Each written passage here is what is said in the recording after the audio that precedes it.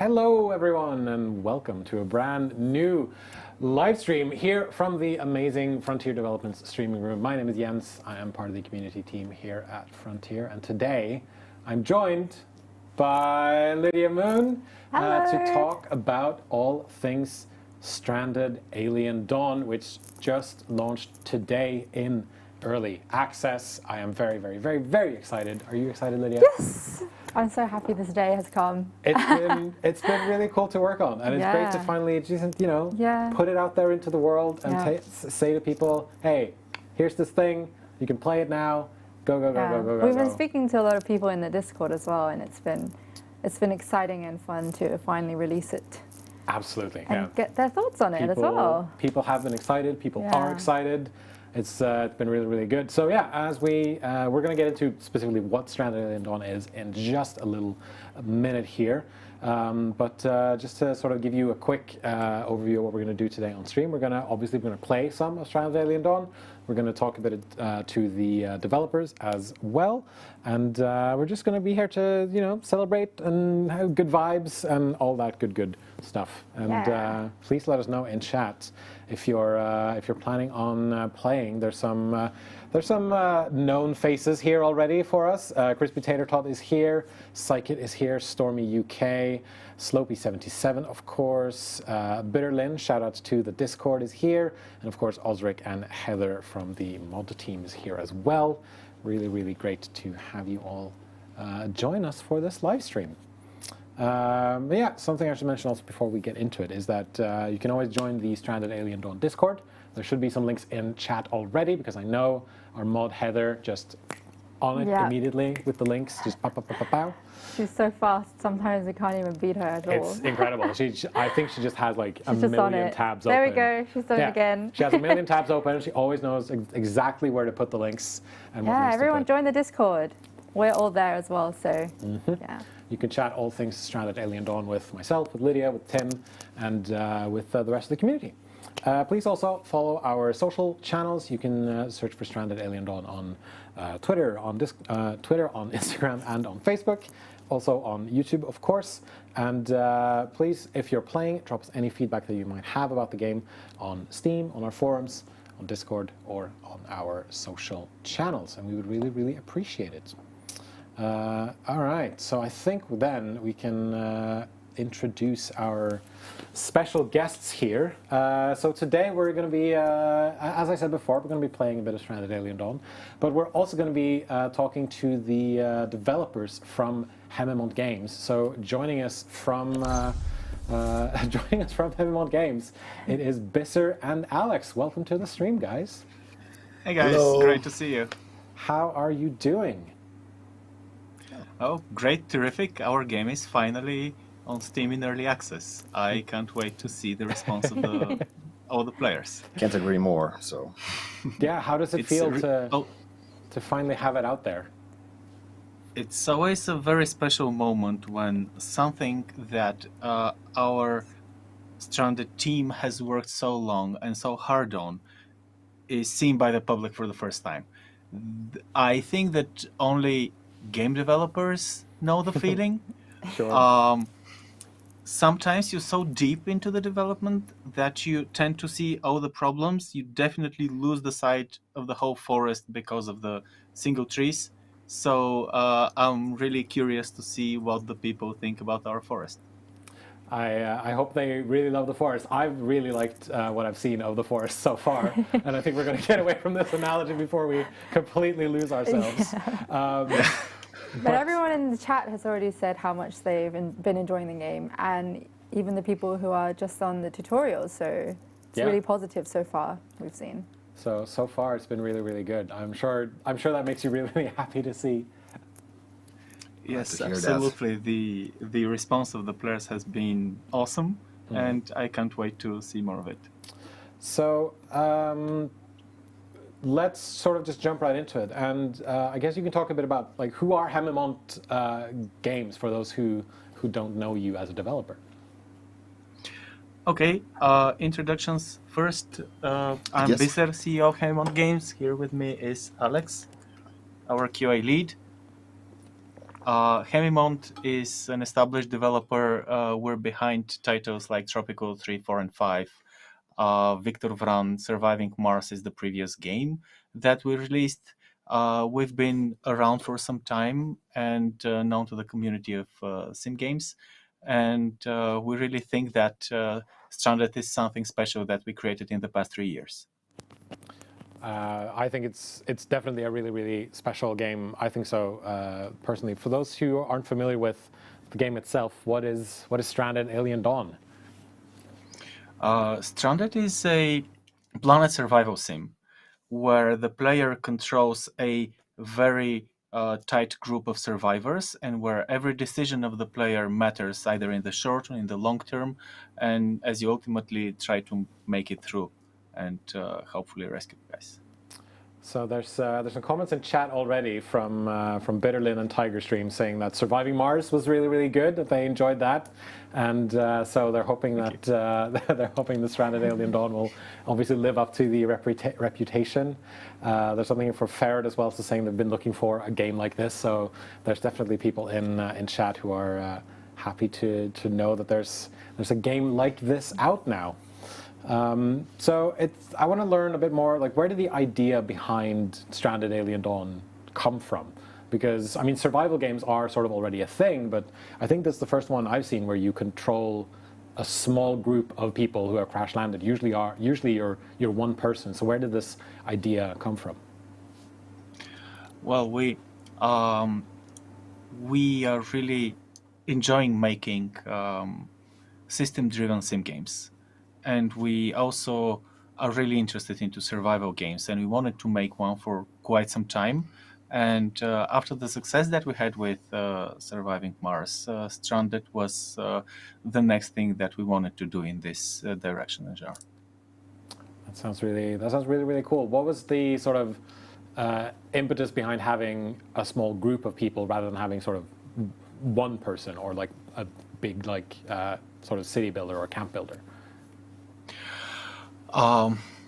There is definitely the our desire to give the player different choices and options with the different survivors, and the ability to challenge himself or herself to experience the game in different ways. You can play the game with different amount of survivors. which drastically changes the whole experience. And there's a wide variety of different survivors and characters to choose from. What's been sort of the process of creating these? Because I think there's around 30 or so in the early access version. There's a lot of them, and they all feel very distinct and different from each other. How do you come up with so many different people? Well, that was quite a process. At some point, we also entertained the idea of randomly generated characters. But ultimately, we decided to go to the route of predefined characters so we can flesh out their personality. We specifically wanted to make them different from one another and to allow the player more diverse gameplay. So they're definitely not perfectly balanced to one another. There are some choices and combinations and certain characters that will feel different just because people are different, and we wanted to get this feeling across. And of course, in time, these survivors will evolve in a way. They will become better at something that they weren't at the beginning. So you will have the ability to change their destiny. Yeah, if they live long enough. If they live long, yes. There's an interesting question here from chat asking if any of the characters were based on real people that you know. Absolutely not, no. And I will deny this till the very last of my breath. Who's that guy? No inspiration at all.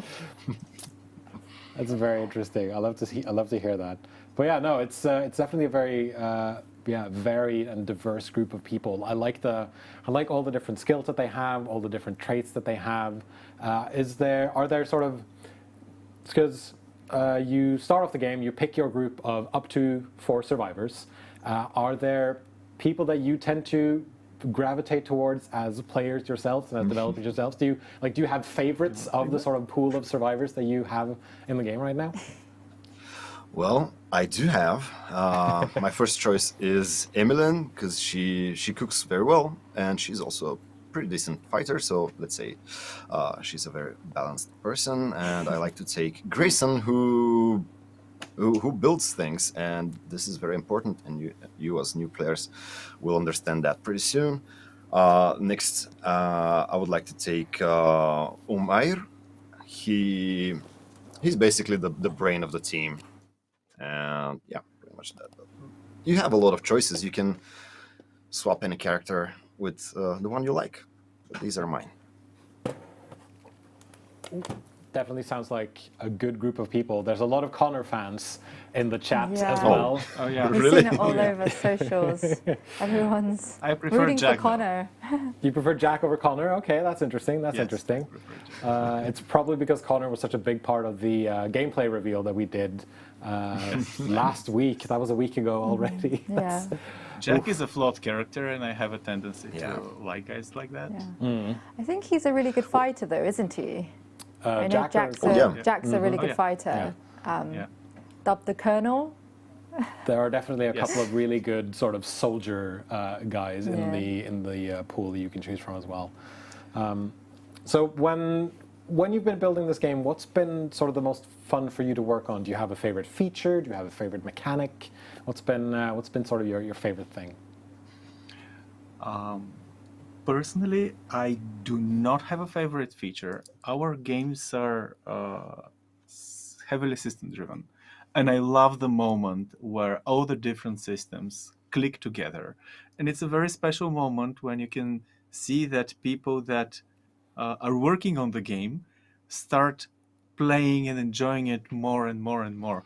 And I think my favorite moment was we were close to a milestone, and it was pretty hectic at the team. It was a lot of stuff was going on, and I'm waiting for a colleague to give me an input on something, and at some time in the middle of the night I'm checking in, and this colleague of mine is so deep into the game that he's totally oblivious of the time. And I'm like, okay, now we've got it. Like, we don't care about milestones. We care about the experience of the game. And this is the moment where I know we're going to make it. I feel like that's definitely a good sign when one of your developers are so deep into it that they don't know what time it is anymore. Love to see that. Love to see that. Okay, sorry, I'm just looking at my list of questions here. So yeah, it's out in early access right now, which means that this is only the beginning. This is sort of the baseline, and then we're gonna build on it from there. Can you talk a bit about what you're looking for from the community in terms of feedback and things like that? Yes, we've had our share of early access experience, and we're looking forward to Stranded early access, because we know that whatever we think of the game, it's ultimately for how the players perceive it. And we're looking forward to any feedback, specifically the moments and the places and the aspects that the players find the game lacking. We will be looking deeply into anything we can get our hands on. So we basically, the creative team here at Haemimont basically can't wait to see what that feedback will be, if certain assumptions that we're having for the game will come true or not, because ultimately the game is not what the developers imagine it to be. The game is what the players see in it, and we want to see what the players see in our game. True. That sounds fantastic. I mean, I'm the one who's going to be delivering a lot of that feedback to you guys, because I'm the one who's going to be reading what people share. So if you're out there, if you're playing the game, there will be channels open on the Discord. There will be there's a feedback forum over on the Frontier forums. You can leave your feedback over on Steam or on our social channels. There's many different places where you can give us your feedback. And one more thing, I'm not spelling out a specific area of feedback, because we will not discriminate. The game also features an integrated bug reporter through which the players can send feedback. It will also ask for feedback on certain aspects of the game, and our past experience has shown us that the closer and the more diverse feedback we can examine, ultimately the better for the game. So yeah, can't wait to start this process. It's the moment of truth, basically. Definitely, and I do think they're going to get a lot of different diverse feedback from different people once they get their hands on it. So I do think eventually, meaning very, very soon, very soon, very right now, I think we're just going to jump into the game and start playing. Is there anything else you'd like to sort of add before we jump in? You're going to still be here and you're going to be watching us play. Anything you'd like to say before we jump in and start playing? Do we? Let's play. Oh yeah.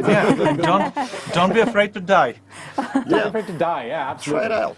It is Great advice. It is definitely the kind of game where you start playing, you start trying, and then you realize, oh no, I made a mistake 30 minutes ago that I need to change up. And if you're taking a look at my group of survivors here, I've chosen exactly the type of the survivors you talked about earlier. There was a plan. That's on you all along. No, you made it too easy for you. I made it too easy for myself. I have pretty good combat, I gotta say. There's pretty high combat here. There's pretty good construction. I think Jack has really high combat as well. This is from Jack, yes, absolutely. I sometimes change Lara for Jack for Lara, because she's also really good at farming, and in such games, providing sustenance is very important. I think Nova was quite good at cooking as well, was she? Yeah. Or was it healing? Could be. Hold on, I need to find healing. There she is. Healing, Oh, she has pretty high healing. Right now we have like 1 in healing for one of these. So if you're unfamiliar with Stranded Alien Dawn, this will obviously be your introduction to the game.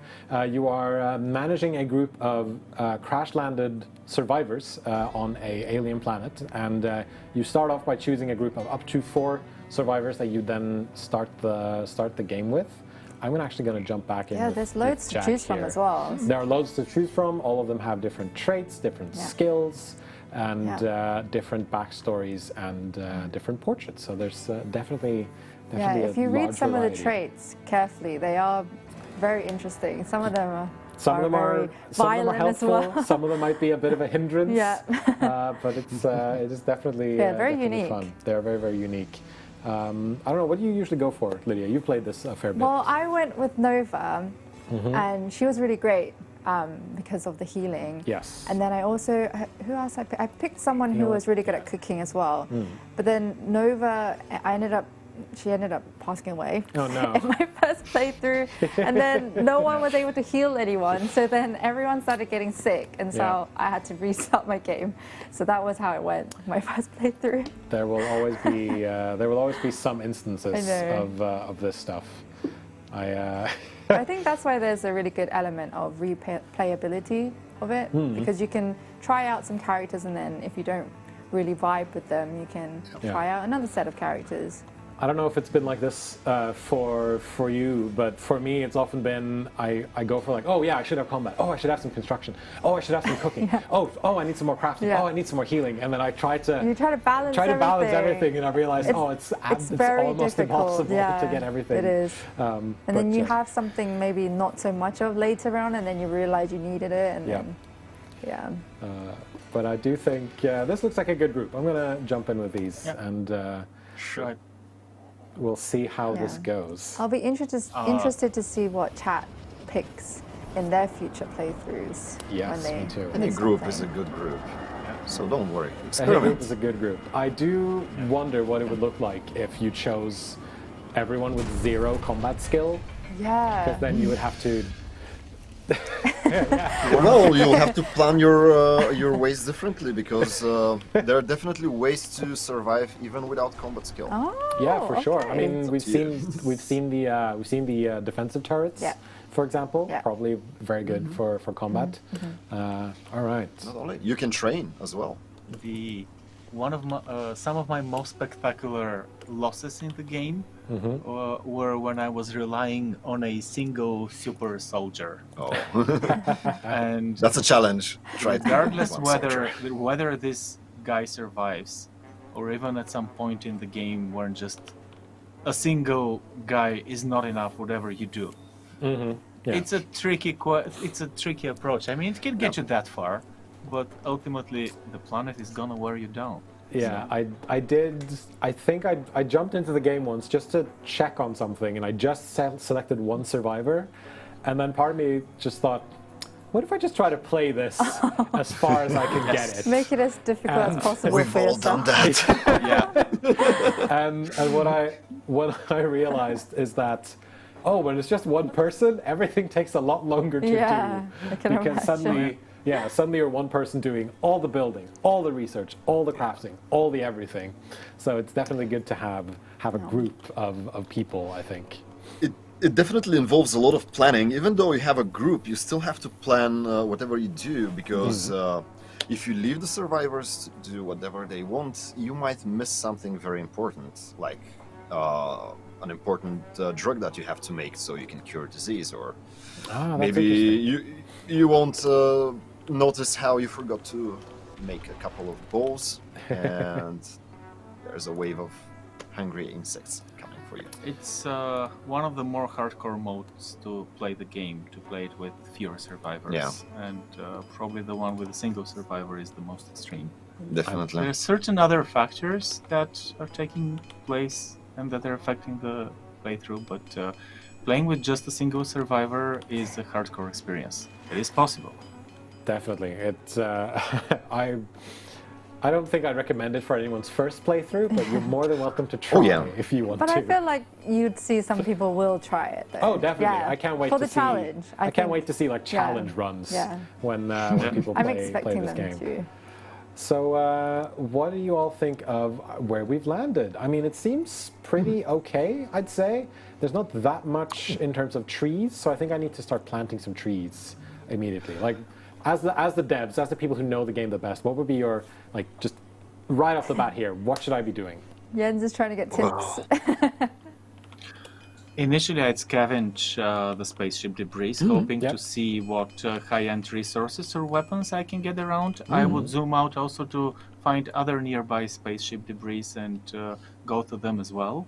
Okay.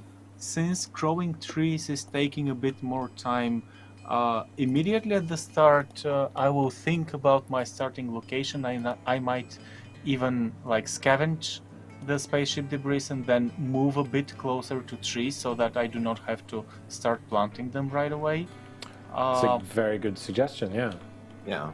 So Also- I think these are all Because bushes, once maybe. you start building, you are tied to this specific Yeah. location.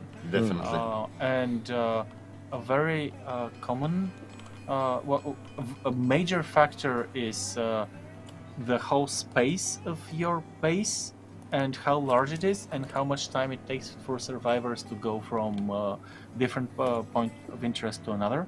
So basically, keeping a tight base close to viable resources is a very good long-term solution that will increase the overall efficiency of almost everything your people are doing.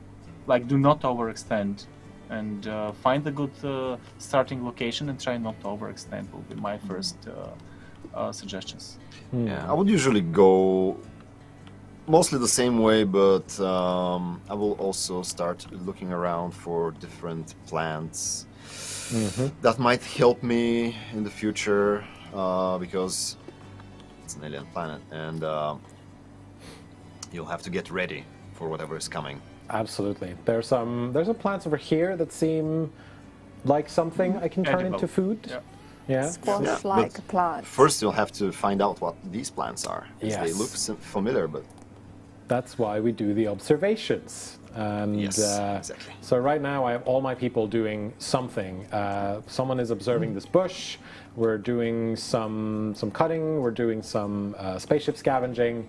And essentially all I'm doing is I'm saying, hey, go do this thing. And whoever wants to do it goes to do it. I think it's slightly based on, at least right now, I'm going to get into it later. It's a bit based on their skills and their abilities right now.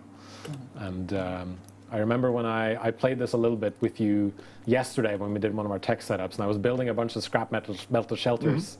And both of you told me, you should probably lay off the scrap metal because you're using up all your future resources. No, don't look at it this way. I mean, it's not a bad idea to use the scrap metal to make a shelter or two, but if you build too much, you might exhaust this material, and it's not that easy to gather Replace it, yeah. scraps. You can look at it as like a slow suicide decision. Though. So Okay. build one, build two. Also, you would like to start building a camp because obviously I got a night full is coming. rifle. Cool. Yes, so a and campfire your is survivors probably... will need to rest. Places to sleep. Campfire is a good idea. I don't have enough sticks for shelters, but we're gonna get there eventually. Yeah, go ahead. Use the scrap And metal. there's definitely been some stick talk in the Yeah. in the Discord recently. Wait, so those are broadleaf bushes, right? So Yes. there's no sticks there. They should have sticks. I think they do. They do have sticks? As far as I'm Yeah. aware. Oh, the okay, little, yeah. the little. Also, we've got loads of sticks, but not a lot of wood then. And then I'm gonna do this and that should give me That's a nice some construction. amount of materials at least. So now we're off. So Grayson here is our builder and will immediately then go into building things. So he has been constructing our campfire while Emmeline here is scavenging the spaceship for more parts. We have some scavenging happening over here as well, and then some plant observations. And there's some insects over here that I might need to worry about at some point, but for now I'm gonna let them be. I'm gonna live on Keep the peace. I'm gonna live off the assumption that as long as I don't bother them, they're not gonna bother me, and hope for the best. That's a hopeful assumption. Yeah. It's a tactic Oh, that yeah. served many survivors. That's not a bad tactic actually. Yeah. How you have currently a pulse rifle and a laser pistol? Yes. Oh yeah. Are they with your Nice. best fighters? They No, yes. should be, What I was think. the combat level of Emmeline? That should be So combat level 3 and combat Yes, level cool. 6, and then 1 but interested, and then Yeah. 0 and indifferent. So I'm not going to rely on Grayson here in any sort of combat situation. That's a good strategy. Yeah, I think so too. Still, you would like to arm him, because he might be helpful. Yeah, so even if he's indifferent, he might still do some... Yeah. Okay, good to know. You don't want a survivor to stay helpless on the side. Sure, makes sense. Makes sense. So yeah, the first thing to do is then to start off collecting resources and making sure that you have everything you need to get a very basic camp started. And I think now that I have this campfire, I can also do some cooking, because we have some of these emergency rations. So let's get those up and running, and then we essentially start going from here. So once I have a shelter up, I'm gonna try to get some storage, maybe? Yeah, some storage. I would definitely look for some bedrolls for Yes, obviously. They need to sleep somewhere. On the ground. Yeah, it's cold on the ground, and I did that once, once, and that wasn't a good idea. Yeah. Well, someone in chat was asking if there are day and night cycles. So yes, there is nighttime. There's the days go by as well, and seasons can change as well. So and weather as well. And yeah, it's also affecting the weather, the temperature. They can get cold, they can get hypothermia. You definitely don't want your survivors to sleep out in the open when the rain comes. Yeah. And they generally become unhappy if they don't have a little bit of comfort. So you gotta take care of that if you wanna have happy survivors. Oh yeah, speaking of comfort, I should probably add, at some point I'm gonna have to add, tables and chairs and all sorts of things as well. But right now my focus has eating been on the ground is okay for them. Well, it's their first night, so let them just sink into the moment. Roof overhead is what I sort of focused on in this particular instance, because I figured that is what was the best idea. There's also a question asking whether the animals or the creatures in the game have been based or inspired by some real life animals, or how did you come up with them? Oh, well, that's more of a question for the art team, but can we speak on their behalf? Of course, yes. We can do all that today. There are different animals in Stranded. They have different behaviors. Some are aggressive, some are passive, some are carnivores, some are herbivores, some are omnivores. They also get into they get into different situations with one another. You can find the aggressive animals attacking the non-aggressive ones around.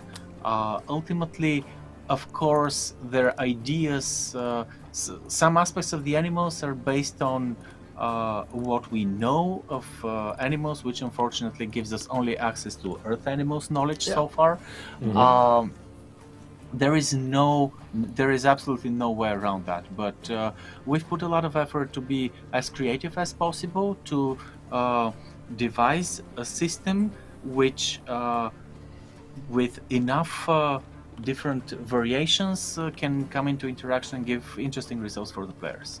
So you will see different types of animals. You see insects, you see grazing animals, you see birds, you see some things that will chase you around, you see some things that won't bother with you. Some things won't chase you at one point, but will chase you in another situation if you get into trouble with them. I've had that happen to me. Oh, really? Yeah, where some of my survivors walk past to explore, and then later on they come at night starting to attack my base, and I was like, I thought we were friends. Well, apparently not friendly enough. I know.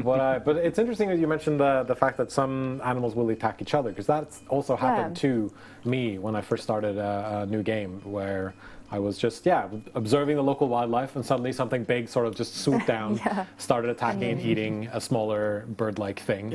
And then on my last playthrough, I was not only observing but planning meticulously that I'm gonna eat a certain animal sometime I was later going to into say the that. game. But then, the predators came around and no, it they was munched on the body. Well, you can actually scavenge if you're not afraid of being attacked. If some animal kills another animal. Yes, Yeah. That is true. That Yes, absolutely. Okay. Yeah. Yeah, there is a time limit for that as well. So as the first night has started falling here, where our survivors will eventually start going to sleep. Shooting star. Oh yeah. Did you find any sticks in the end? Quick. I did find there's several sticks here. I need, Wish I for need sticks. Wish for sticks. lots of sticks. So many sticks. We're in a very sticky situation. There we go. And but yeah, no. As they're starting to fall asleep, I think we can then talk a bit about some of the priorities and things like that, because there are Oh, yeah, sure. there are activities that you can prioritize. So I think we can talk about that first. Oh no, there's oh no, poor Grayson's not gonna be able to sleep much because the sun is literally rising again. Oh, Grayson. But yeah, so you can Already overworking them. yeah, you can set your survivors' priorities. Can you talk a bit about a bit more about that, please?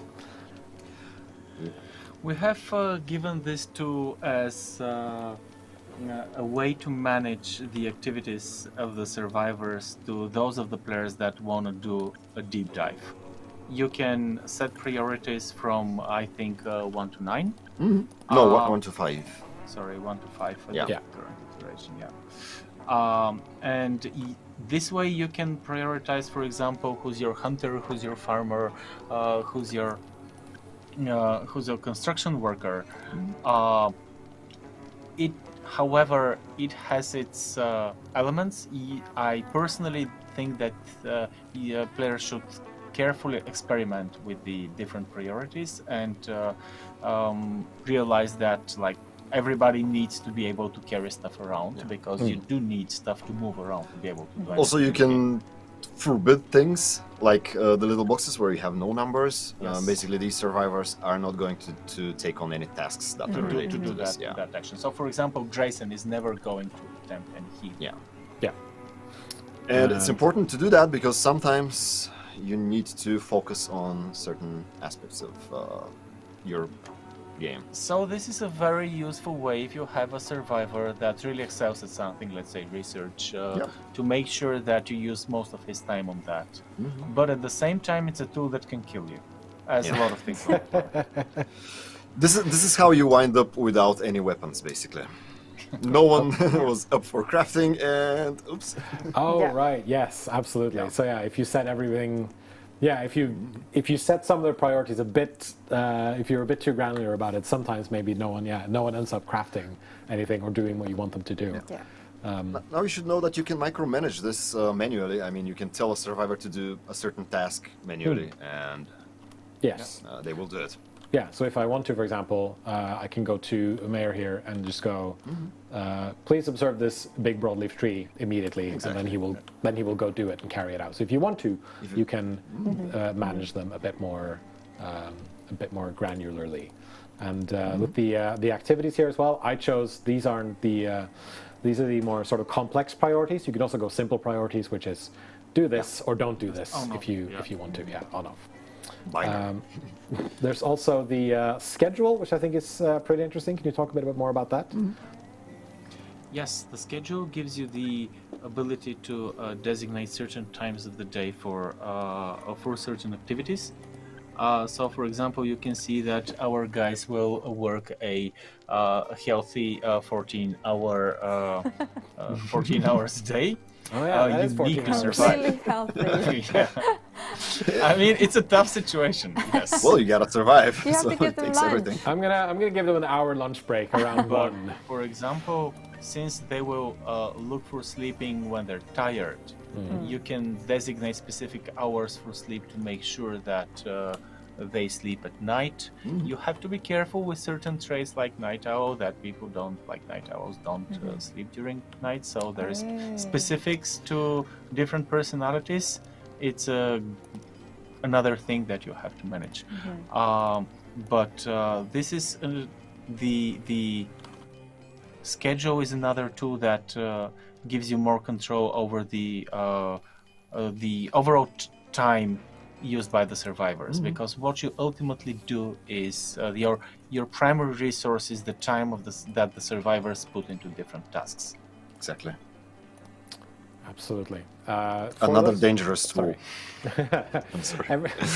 It seems like a lot of things will just end up like long term taking your survivor's life. Yeah. So it's very important to think through all your different choices and all your different priorities. Okay. I'm going to make sure that you don't store any food outside, please. So basically, what I've set up here are stockpiles where they can put things, and here's one of our sort of narrative beats. We put together a camp as quick as we could. We're not sleeping in the dirt. We have a roof over our heads and a fire to illuminate the dark on certain nights. And the most important, we have survived. So we have made it through the first night here. So It's very positive. Nova suggests let's have a party around the campfire. And I think, yes, that is a good idea. Because I know what happens if I click no, they all become very sad. Yes, if you click yes, they will get a happiness boost, but you will lose some time when they'll be celebrating instead of doing the all-important stuff that you've designated. Yeah, for sure. For those of you just joining us on the stream, my name is Jens. I'm part of the community team Air Frontier, joined by Lydia, also from the community team, and by Bisser and Alex from Haemimont Games. And we're checking out Stranded Alien Dawn, which launched in early access today. And your point there earlier about talking about happiness and things like that, that segues me very neatly to the next thing here, which is the fact that you're not only managing your survivors' work tasks when they're on this alien planet. You're not just telling them what to do. You also have to manage their happiness and their moods and all that stuff. So you have to check their mental health. Right now, Emmeline here, for example, she's in a good mood. There's no risk of things going wrong. There's no risk of her going, haywire and doing something that she shouldn't be doing. But she's doing quite well, actually. Yeah, she's doing quite well, 74%. Yeah. But she has strong determination. Yes. Yeah. But she has only until those initial bonuses run out. Yeah, there we go. But there's also some troubles here on this planet here. There's just not a lot of things to do. She has to eat on foot. She's a bit sleepy. It hurts because she was in a crash, and so there's a lot of different things that you have to balance and manage in terms of making them happy and what might make them unhappy. And something tells me it's probably going to be tricky, managing all of this at first, because they've just crashed. There's not a lot of food. There's not a lot of shelter. What would be sort of the main thing to look for to make them as happy as they can be? The whole happiness system is one of the things that kicks in a bit slowly into the game. Initially, your survivors are happy that they have survived the crash. They're determined to do what they could. You could use this window of opportunity to take care of like really basic needs, like initial shelters, some chairs, some tables, food, etc. But then once those initial effects run out, you will need to pay more and more attention to the survivor's happiness, see what each problems are, find effective ways to address them. Ultimately, when they suffer a meltdown, when they go into, they can get different adverse effects, like they can go on a food binge and as a bonus eat a lot of your food, or they can go berserk and start damaging stuff around. A lot of things can happen if you don't pay close attention. And once they start happening, you will start paying closer attention to their mental health for sure. It basically wastes a lot of time if you let your survivors to be unhappy. You won't be able to do meaningful tasks because someone is not available right now. You cannot interact with him. And down the road, Even as you worse. start to expand your base and when you start to make their lives more comfortable, you can find a sweet spot between their laborious tasks and free time, and they can get better and better. The quality of the food and the things they eat also have effect. Anything will help you survive initially, but as time goes by, your survivors will start looking for more varied food and more different things to eat. It will become more and more complicated. A ramp up of a sort of a difficulty ramp up will happen. it is definitely a good idea to give them, as you said, more varied types of food as well. Because I noticed in one of my more longer games, the more I just had them eat the same thing basically, and they just got more and more unhappy about having to eat the same stuff over and over and over again. If so it's I learned cooked that the like hard way. you're still okay for some time. If it's not, they'll start vomiting and just eating different Food poisoning. Food and food poisoning. Yeah. Food poisoning is a thing on this planet.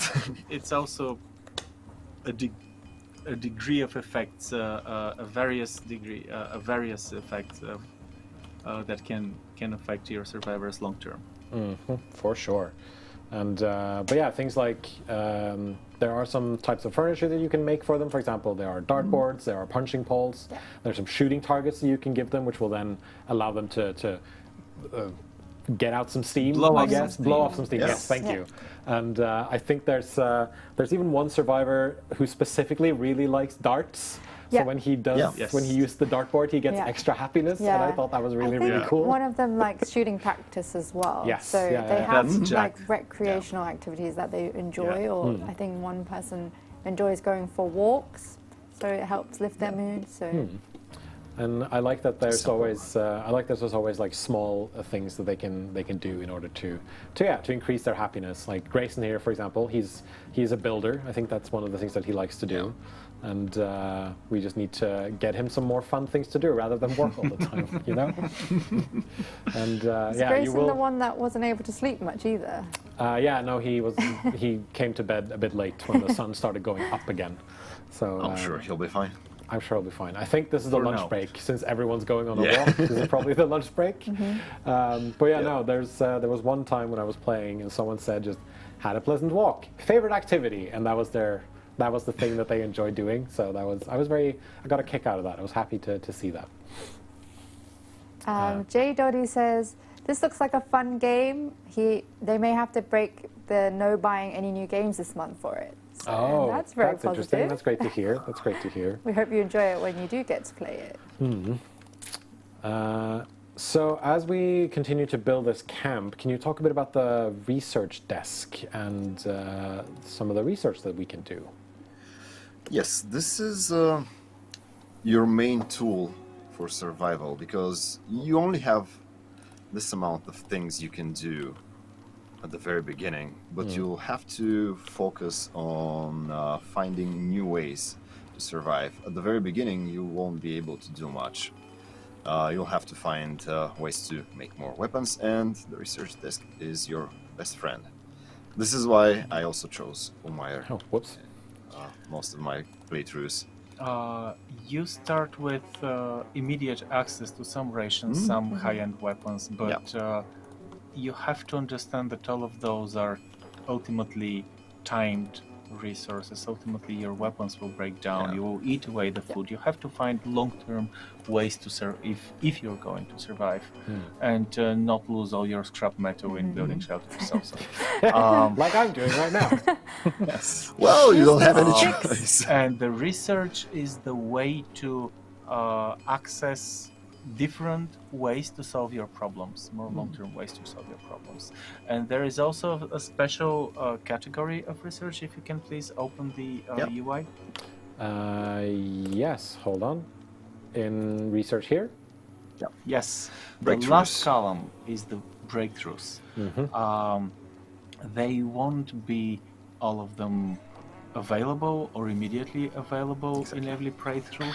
There are special types of research that will ultimately alter considerably the way you're dealing with certain aspects of the game. Right. But which ones you'll be able to reach in different playthroughs it will vary. Yeah, it will vary, and it will have effect to give you different challenges for each game that you play. So the four categories here, resources, power, defense, construction, they're the same for every playthrough, but breakthroughs is different. So so sleep training might not appear the next time I start a new game, for example. Also, sleep training seems pretty valuable, I'd say. It takes a long time, though, but it does take a long time 5 days to unlock all this And I think when I stuff. first did my playthrough as well, I kind of neglected the research desk. And I found out that was not the right way to go because it got more colder. Autumn came around, it started getting really cold, and then they didn't have very warm clothing, and so there are many ways that can kill you. The difference is just that some will kill you slowly, and ultimately it's a management of different encoding crises. Just want to very briefly shout out to Cybercat for recognizing me from a previous job, from previous live streams. Huge shout out. Good to meet you. But yeah, we've had a new discovery. We've gone off and we've researched these melons here. So we now have buttermelons. Reminds me of pumpkins and melons, so I will call it buttermelon. And this ties neatly into the next thing, which is farming, because we're going to need food here. And we can get meat by hunting and killing animals, and we can get vegetables and other things by farming and building and putting down crops. So you can build your very own farm right at the back. I can. Camp. And it's also a very reliable source of sustenance. So you would like to have a farm. Yeah. For sure. Long term, it's one thing that you definitely need, and it can also. Of course, you can go hunting. It's your choice. There are things that you can get from hunting that you cannot get from farming as well. So. Yes, because if I mean, I'm going to try to observe some of these this wildlife here later on. But having played the game before, I know that wildlife will get me like leathers and things in addition to, or like animal skins in addition to just meat. And of course, different types of animals will give you different types of materials. I think it's insects give you chitin, and more sort of regular mammal type animals will get you more leather type things you can then use to make clothing from. So there's a lot of different things that you can get from all of these. I think there's also a plant that gives you veggie leather or something. Yeah. Yes, there is a specific plant that you can use that as well. Use it's an alternative way. What I love a lot is when you grow your own food and then the grazing animals come, and if you don't have fences around, they can eat it all. Gotta be careful. You can hunt them down, but they just help themselves. Yes. It's an active ecosystem, like. I did not know that was a thing, but I know now. So now they are doing their celebration. Unfortunately, Grayson went to sleep. Oh, he's dancing! I think the celebration. He needed it. And I think cut him some slack. I think the celebration might have disturbed his sleep just a little bit, but it will be fine. It will be fine. But Emmeline got encouraged. Yeah, so absolutely. And Nova's still working. Nova's still working. She's just bringing some food. She was the one that suggested it as well. Yeah. I think once there we go. Once all the food is there, we're back to celebrating survival. Poor Grayson. Yeah, he's just passed out over here. he's getting out. There we go. Yeah. There we go. Just needed a nap, and then he's ready to party. Or they were just too loud. The one thing that probably is not that obvious is there is definitely a value to storing your more precious resources on the roof. They'll be better protected, and they will be staying with you for longer. So this is one of the things, one of the reasons why you want to have your storage spaces under shelters or under more solid buildings later on. And construction materials are not that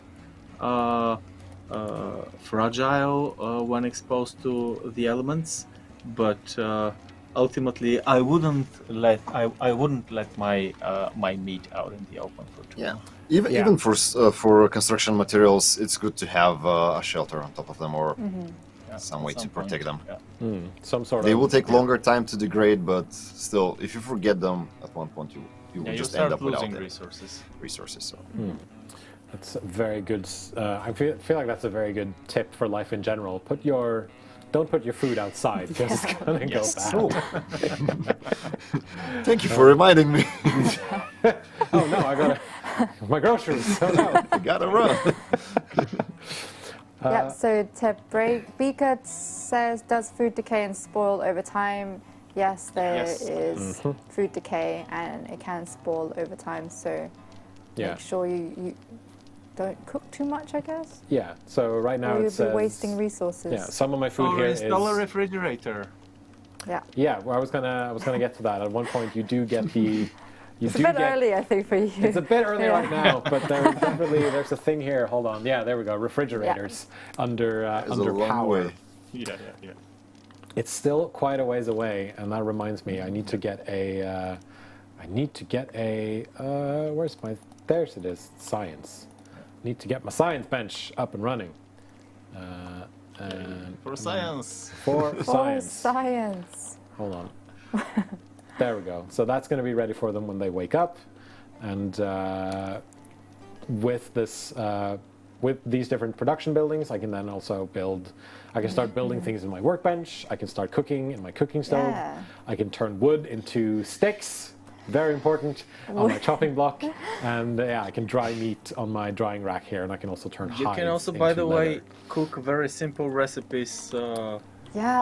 on the campfire. Yes, that's also true. I So- really like the recipes that you can cook. I was exploring them, and someone asked, "Can you make pizza?" I think you actually can.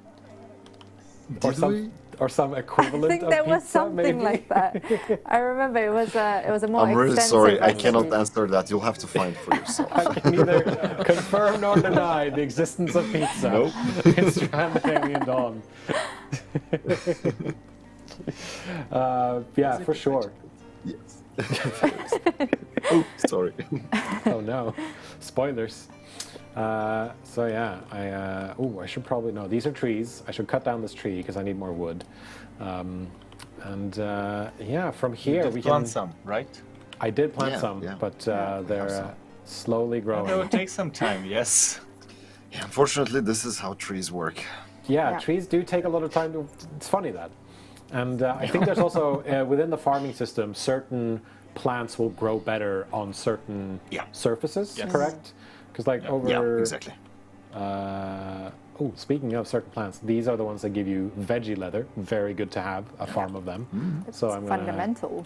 do observe on those, and I think there's That's some a good plants choice. that some plants grow better on stone, for example, rather than on Gravel, grass. yeah. Yeah, on gravel. gravel. Yeah. There is a different crops it's that raining. grow under different conditions on different soils. Rain also boosts growth of Exactly. plants, as some weather effects may have negative effects on the growth of your plants. So Cold snaps, heat, they can affect negatively they the can growth. change. Yeah, both speed and output. Yeah, weather and temperature definitely a thing that you should be careful of when you're playing, because the seasons will also like time will pass as we're playing. We're only on day 3 right now. We're 7 hours into day 3 in year 1, but as you can see in the top left corner here, we are currently in spring, and eventually we will get to then summer, autumn, and then winter. And during winter, things can get pretty cold. And people realize how important temperature is when winter comes. Yeah. Yeah, for sure. But luckily, there's a helpful indicator right here in the top left corner. And right now, some of these people have to go out into the rain, and I don't think that's going to make them very happy Nope. to have to do that. Let's see. Yeah, soaked wet, -6 not happiness. Too bad though. I mean, it could be worse. Yeah. But In the conditions they're living, I think they're doing quite fine. yeah. I mean, I did Again, give it's them. not something that will affect negatively your initial experience, but as things go down the road, and if you do not have a permanent solution to their lodgings and some of the places where they're spending their time, this is something that will bite you. For sure, because a lot of these resources, like these bushes, for example, that I turn into sticks, they will stay completely, like they will be dead after I've harvested them, unless I plant new ones over here. Correct? So Yep. any Same with resource, trees. yeah, any resource that I take from the environment will need to be. Oh, this is interesting. Tall grass. Why did I not see this before? I think I know what this is, and I think it's something I actually need as well. This is Yeah. So we're gonna. We have a question from Night Red. How far are you able to explore the map, and will the resources regenerate over time? So if you cut down some trees. Just mentioned wood, that. So anything that's planted and in farms will regenerate. Yeah. But like these ones here, for example, they will not. Yeah, wild things that are harvested, they do not regenerate. So that's why you would research them and then bring them into your farm so that they can you zoom in regenerate. Back to the different area that you just passed? Over here, you mean? Yep. Yeah. That yes. That one with the interesting colors. Oh, that's very interesting. Yep. Speaking of alien creatures. Do you think these ones will be friendly? This species seems progressive. Oh, yeah, go and check. Okay. A dead specimen must be procured, observed, and studied. But there's babies there, too. And there's 4 adults. Little baby ones. I don't want to mess with these yet. Yet. Maybe they want to mess with you, though. Something tells me they're going to want to mess with me at some point. So, back to the question about the maps. The maps are pretty large. Yeah. You can venture around them beyond the point of effectiveness, for sure. There are different locations, and some areas of the maps may not be accessible to you. Ultimately, you will find out that your base and the area around it that you will utilize is much, much smaller than the overall maps that are available for exploration. So it's, but there will be different ways to, so I mean, we talked about this in our gameplay reveal. There is, at one point, you can research, let's see, what's it called? If I can find it here. You're looking for looking long distance travel. The long distance I am looking for the balloon, yes. There's something called long distance travel. It's under construction. In construction, yeah. Okay. Yes, oh, there, it's right construction there. basis. Basically, you can travel by foot, but this will be very dangerous, and you have to be careful doing that. But your safer way is to use the balloon to go around places, and you might find very interesting things. Some will help you, some might actually hinder your progress. And occasionally you may die on an expedition. You can. Yes. Very casually. I mean, that's just how it is, you know. We play it like in, you know, sometimes they might die, and that's a sacrifice that I'm willing to make for their greater good. Yeah, Super Scrapper says the stabs only hurt for a little while. You got this. Yeah, see? I saw there was also a question in chat asking us to check out some combat mechanics. I don't want to go too close to these things. No. So what I've done here is I've selected Nova, one of our survivors, and I've clicked the draft button. That essentially gives me direct control. And so now I'm telling her, hey, go here and attack this thing, please. She's got good points in combat as She has very high combat, so there we go. she takes that thing out in one shot. And so now, if I then undraft her, I can then also just tell her to butcher this flying insect. Or I can have her attack another one. This next one, because why not? So that is... Oh, there we go. She's very fast. Yeah. And this is the effect of humans in an alien planet. Yeah, this is what happens. Cut down the trees. You're killing the baby. I am killing the little baby one. Oh, these are an interesting adversary. That would be a bit well, different. They don't usually strike back, but... When they do, you'll feel it. Yeah. Oh, okay. I will try to avoid them then, I guess. And then I can have her butcher this friendly insect in most of the cases. For things. Usually we'll say, seems relatively peaceful. I know there's one that has a 3% chance to attack you, and it did attack one of our colleagues when he was playing a while ago.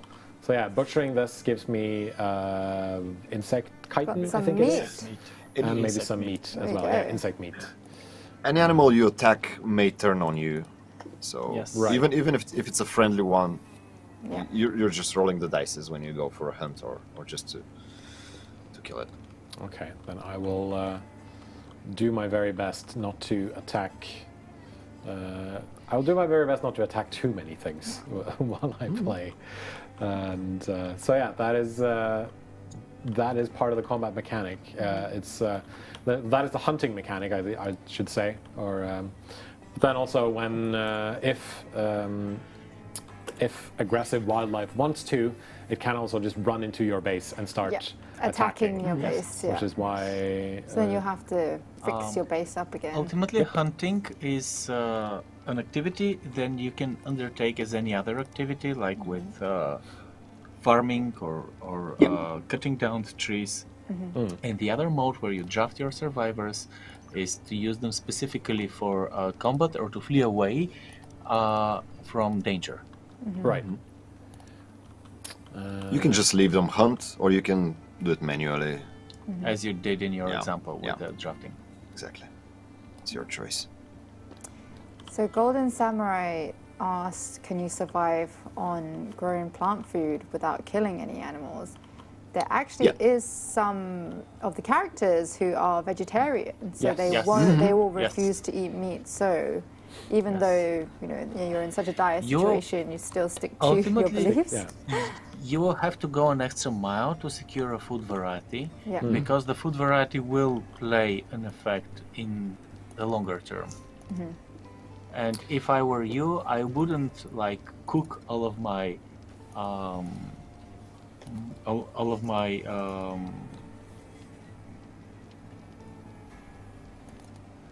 emergency rations. Because when winter comes, you definitely want to have some extra food, and the emergency rations are things that can have an extremely long shelf life. Not as your soup. If you cook them, you get a boost of happiness when survivors eat them. But if you don't cook them, they'll be around for longer. Very resilient to weather. So as soon as you're ready, it's a good idea to keep some of the to switch to locally produced food and keep some of the emergency rations for when winter comes. Because when it's when there's winter, obviously that will have an impact on the crops that I'm planting. Like they will probably grow slower, or they will grow less of it. And winter is coming. Winter's always coming. Eventually, winter will come at some point. We're sorry. Hey, it's fine. It'll be fine. So let's see. I'm just going to put down another chair here, so there's places to sit for everyone. So for now, at least, I have some farms. I have some bushes growing. I have some trees growing. I have some vegetables growing here as well, which is pretty good. I think I'm doing pretty okay. What would be sort of the next step from here, do you think? Start researching. Right? Yes, this is your bread and butter. And it's good to assign a specified person to do that, because not necessarily, but if you have somebody that excels in research, it's good to tweak with his priorities and prioritize research. Let's say it's a tip for them. Yeah, I think in my activities here, anyone who has a fairly decent intellect, or fairly decent intellect stats, I've given them research priority. So the bigger the stats, the faster the research will go. But the priorities work with larger numbers, give higher priorities. No, it's the smaller number higher priority. I'm sorry. Yeah, on the over here on my activities. On the activities, smaller number gives higher priority. So prioritize this first, then number 2, then number 3. And we have now discovered grain, which I think allows me to make bread or something similar at least. I can make grain. Not that easy. Other stuff. You will have that opportunity later but on. You have to build the cook stove, don't you? Yes, I can build a stove for that. And hold on. There we go. And if I'm not mistaken, I will harvest some of this, and I'm going to have some farming going, and now everyone's asleep, except poor Umair, who's decided to go and observe this plant, I guess. but he'll be fine. I think it might be because I've. Hopefully, nothing attacks him at night. Oh, it's because I've told him to do anything. Please go to sleep. I'm sure nothing will attack him. I mean, he has a nice rifle. Oh, There yeah, were he's two, prepared. Yeah, there were two pulse rifles in that crashed. Wow. In that crashed That's quite spaceship. lucky. Yeah, it's pretty good. Definitely. You will usually start with just one weapon, and other weapons are hard to find. Yeah, might be hard to come by, yeah. And Mm-hmm. you will usually start producing some crude Yeah. weapons initially, like spears and bows. Those. Exactly. So where would But you? the bows have a nice bonus to them to be able to use them as with the shooting target. Yeah, yeah. They can train on the target shooting and practice, yeah. raise their skills. So then And get a using. hit points bonus. Of course. So using the shooting target here will help increase their combat skill. That's interesting. I actually didn't know that because I don't think I've yet made this in one of the games I'm playing Yeah. yet. The practice pull as well. I mean, both of these will raise your combat stats. Ah, that's great. Good to know. I just did it for recreational activity. I didn't really, really. just want to shoot things.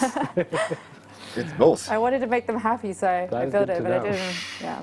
So for resource things, where would you think would be where's the best place to start? So right now I've taken weaponsmithing because at some point these weapons might break. So it's good to have something. It's good to have something extra. It's good to maybe have a spear in case things get too close and I can't shoot them anymore, for example. Yeah. And I also chose spaceship deconstruction because I still have this giant hunk of metal right outside my base that I should deconstruct. What do you think That's might not a be? bad start. Yeah. What do you I think should be wouldn't the next step? overlook tailoring down the road because you will need some clothes. Oh yeah. That is before very the true. winter. Yes. And then construction is something that will give you access to more permanent structures. Construction basics. Because right now the shelters, they do protect you from rain, but if you want to keep warmth, a nice cozy wooden room will be much better, of course. For sure. And then at that point, I'll probably have to. I mean, that it goes even deeper at that point because then I can start building different rooms. I can. We'll have to Separate start rooms. separate rooms for Yeah. people, separate rooms for activities, separate rooms for relaxation, storage, But with that kitchens. comes a lot of gathering more Yeah. resources. More resources. So Yes, the bigger you have to build, get the more chopping the resources wood you and need. Yeah, and with that comes things Mining. like electricity and heat Yeah. and all that stuff as well. storing your food. There's a lot of there's a lot of stuff to keep track of. Yeah. But I think you really managed to make something that it. Even though there's a lot here, it all feels cohesive. It all feeds back into sort of the same thing. And I love the fact that you can learn how to make coffee from cereal. So you learn how to distill things. You learn to brew things. You can pickle things. You can make fuel. All these kinds of other things as well. Because there's so many different things you can do. And I think it's really interesting how you've built out all these research things and all the resources that you have in the game as well. It's really I think it's cool how extensive it goes as well, because for some things the shelf life depends on what it is and things like that. That it's all down to that granular detail, which I think is really cool. And some harvest is lost, I think, due to If you don't This harvest in time, this is some this one. harvest. Oh well. You can lose the timing. As you're taking care of your immediate needs, you will discover that you start to need more and more things to be able to survive long term. Right. So, yes, at some point fences will be needed. You will see that you need medicines and antibiotics. There are things that wouldn't look as important initially, but will be really important long term. Right. I really don't want to spoil the fun for the players to discover them by themselves. Of course, there's people have to discover some of these things for themselves. But yeah, there are definitely fences that you can And you then can can build you- up. Yes. Yeah, because as you expand, you will find your base growing, and you have larger and larger perimeter to defend. And then, if you can open up again the that menu, you see that even from the start for the defense menu, from the start you see that you have access to some traps and to a meat lure, and then these are the rudimentary tools for base defenses that do not that are passive and do not require a survivor 100% at the time. And as you go deeper into the game, you will find more and more more complex systems that you can build upon, and have your defenses on a larger base become more and more automated, or not dependent on survivors. Yeah. There's if you haven't seen it, there's the gameplay reveal video or on the Stranded Alien Dawn YouTube channel that you can check out, and you basically see what happens when something attacks and you have a really good defense built up. I like that. It's basically a giant firing line that they will just walk straight into. I think one of my favorites is the fact that you can set up flamethrowers that will just sort of shoot in anything I really that comes like that one as well. within range, and then if you set down all these traps as well, that will just immediately stop anything that steps on it. So and right now you're in the beginner's lull where things look like quiet and not immediately pressing. But if you, for example, look at the amount of food that you have, you see that probably you don't have enough food in the long term. Oh, really? And this is before natural wildlife starts showing up. And as this starts, the different pressures and crises will start to mount up, and you figure out that, wait, it wasn't that pressing 2 days back, and now there's so many fires to put out at the same time. It does say 41 here, which I mean 41 sounds it's all high. your emergency rations, so isn't but it's it? all my emergency rations. You found quite a lot of emergency rations, so you're good for now, but you'll have to think of something. Yeah, at some point I might need to. Well, you can go. Useful Water says this is a cozy little settlement.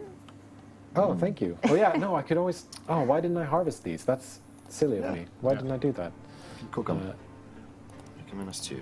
I just thought you can double click on any of those. Yeah. Oh right, that selects the whole thing. I forgot about that. Yeah. I just drag, thought, select, or double click on them. I just thought to myself, oh, I have these observed now. I can just plant them, and then I just didn't realize. Oh yeah, no, I can obviously go and just collect this stuff. And right, Emmeline's doing some cooking. Nova's eating. Oh, we have quite a good question from Karumba. What's the survivor age range? Ah, that's an interesting question. It's actually quite varied, isn't it? Yeah. Yeah, it's pretty varied. I think like the oldest survivor was close to 70, something like that. Yeah. Out of the top of my memory, so I might be mistaken. And how young was the youngest? Remember? Can't remember. It's the age variation is not a stat that makes any difference, to be honest. So Yeah. it's just a flavor, but they have different ages. It has some effects on their skills and abilities. But I do think that's, it's quite good. It's quite good to have a very wide variety of different people, and we don't know where all of them were going when this crash happened, but it really lends itself to the idea that this was just something that sort of happened randomly, and now there's this group of people that have to work together. And one thing we didn't mention previously is that one source of sort of happiness and welfare is the relationship that they have with each other. And so and the opinion they have of each other as well. So for example, Emmeline here, she has a very high opinion of Nova and Umair, but she doesn't really think anything of Grayson. And then you can click and see the different opinions of each other. But it's quite good, this group of survivors, because sometimes it can be negative, the effect they have on each other. Some of the survivors can be, some of the survivors know each other from before the crash. They already have established opinions of each other. Some of them are relatives. Yeah. and they come with their own baggage to the surface of the planet. And as you play with your survivors, as they spend time together, they will start developing relationships as well. And you will be able to see that in the social interactions. And this can also be either the thing that can make your day and make a story for you, or it can be a thing that can be the final straw that turns over your cart. Because once somebody is on the verge of going meltdown and then getting irritated by another survivor, which is putting him into a meltdown, is again a memorable occasion in some other way. And then you have a whole team of survivors in meltdown and an attack. And really nervous survivors. There was a question here about whether or not some people may like each other, and I have seen some animosity here and there. There's also an interesting question: can we appoint a survivor as the person responsible for the crash? You can't, but they will sometimes blame each other. Yes. I've found. when they sit and eat, you'll find like there's tiny things that pop up over their heads where it says, "Oh, discuss the crash with so and so." And it's like, "Oh, Connor blamed Nova for the crash or something." I think that's really brilliant that they will just sometimes be like, "I think this person did it." I really do like that. Question here again from Golden Samurai: can perks be improved? I noticed some survivors have such low, perks being skills, that they would not likely be chosen. But we did talk about it before, but absolutely. As long as they do a thing, they will improve in that skill. There are some survivors who will refuse to do certain things, though. So I think pacifists won't fight, for example. They just fight. will refuse. They will refuse to do any type of combat. So you have to read those in as well. Nova here, for example, won't do any tasks that have to do with the intellect skills, so she won't do research.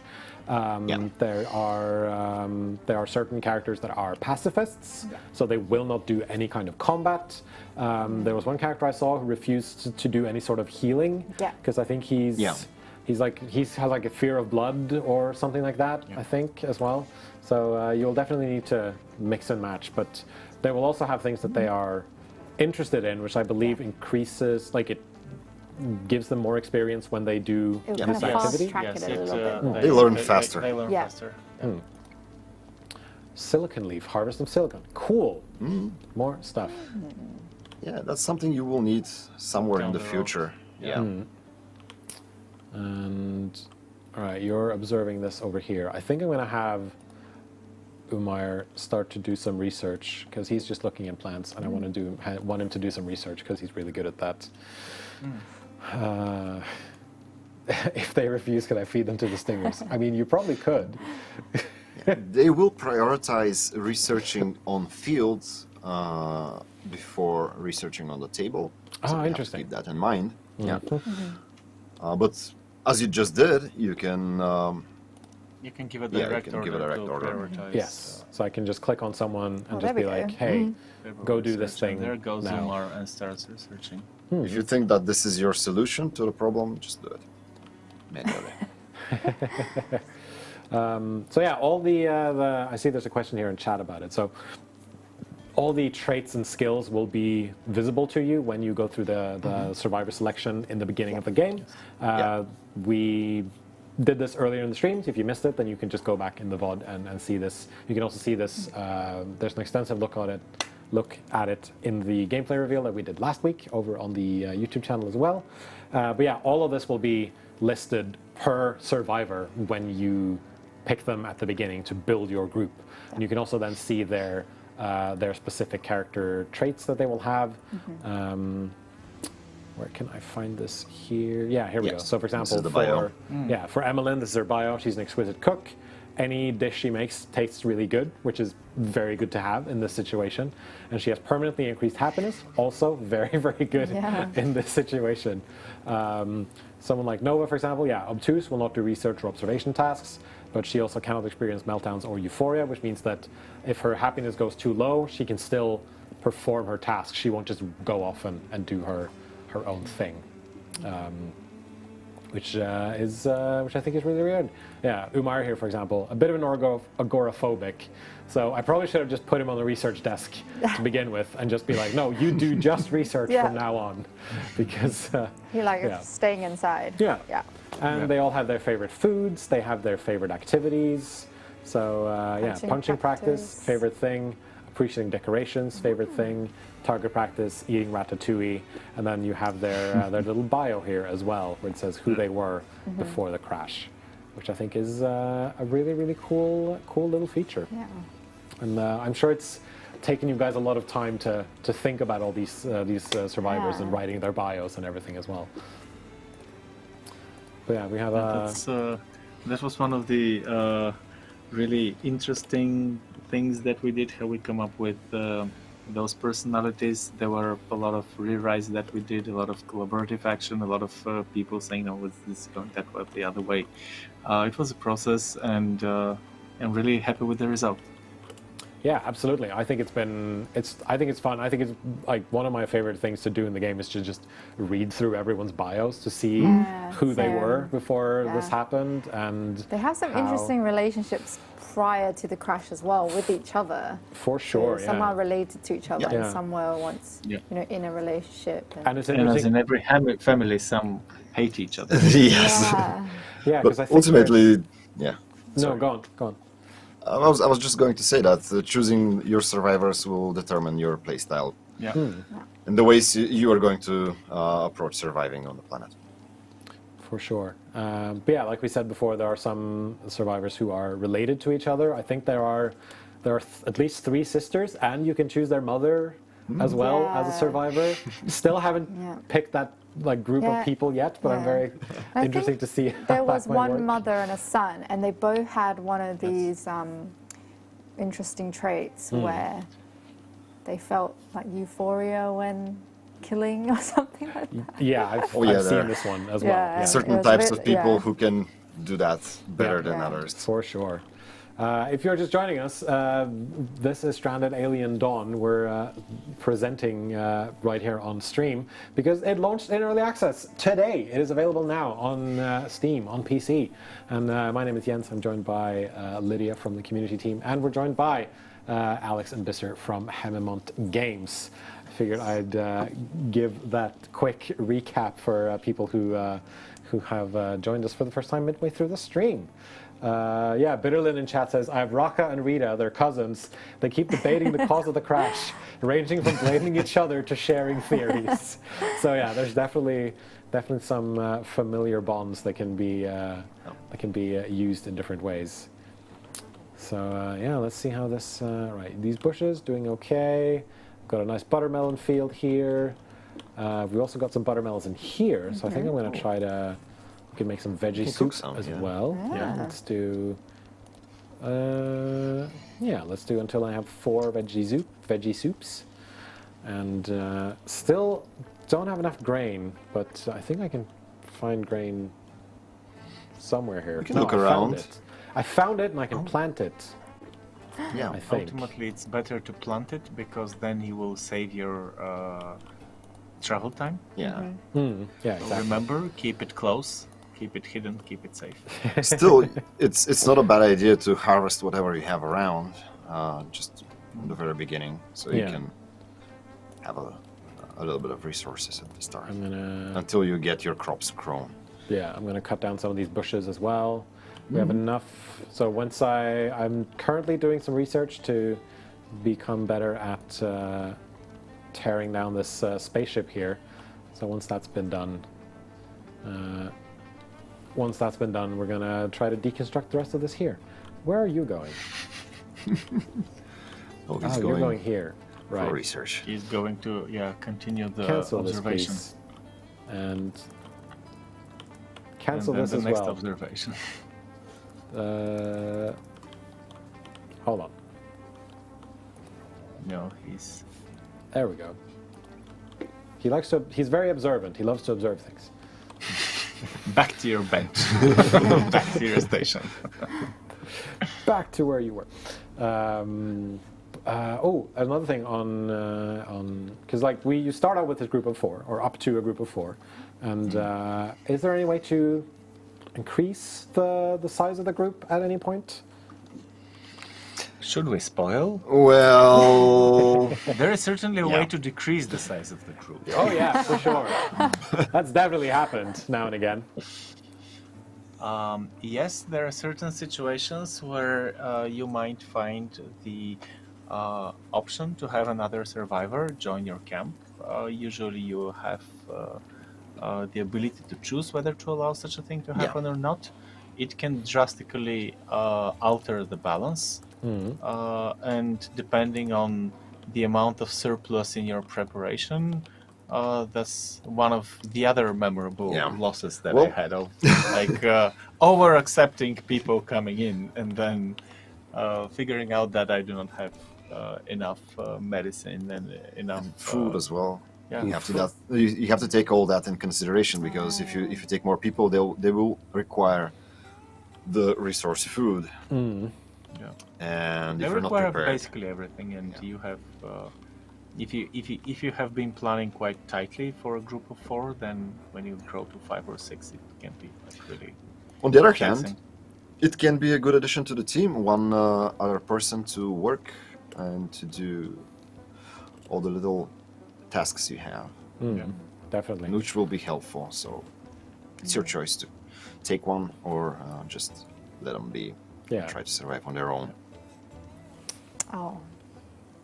So play and find out is, I think, the thing here. But yeah, as we said before, this all this eating and the fact that Emmeline is making food is turning all the food into exquisite meals, and so it keeps happening. That meal is exquisite plus 6 happiness. Very so I think nice. like food is very much a source Yeah. of happiness. Call I mean, at that's the in beginning real here. life as well, though. Oh yeah, for sure. I mean, Haven't you A seen Bear good Grylls? meal.